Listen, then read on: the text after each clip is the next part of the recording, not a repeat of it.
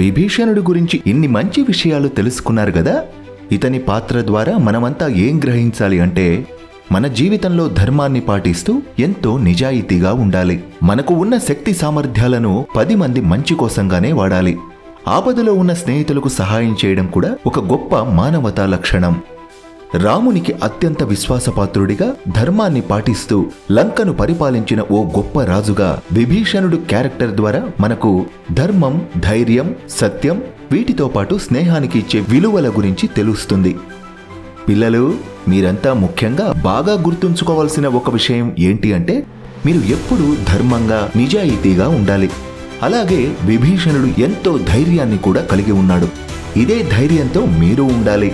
అప్పుడే మీరు కలలుగన్న మీ మంచి సంకల్పాలు అన్నీ కూడా విజయవంతం కావడంతో పాటు ఈ సమాజంలో మీకు ఎంతో మంచి పేరు ప్రతిష్టలు వస్తాయి. మీ అమ్మానాన్నలు కూడా ఎంతో హ్యాపీ అవుతారు. ఈ కథ కనుక మీకు నచ్చితే లైక్ చేయండి, మీ స్నేహితులందరికీ షేర్ చేయండి. మన ఈ ద స్పారో ఛానల్ ని సబ్స్క్రైబ్ చేయండి. మరొక మంచి కథతో తిరిగి మీ ముందుంటాను. Tata, bye bye.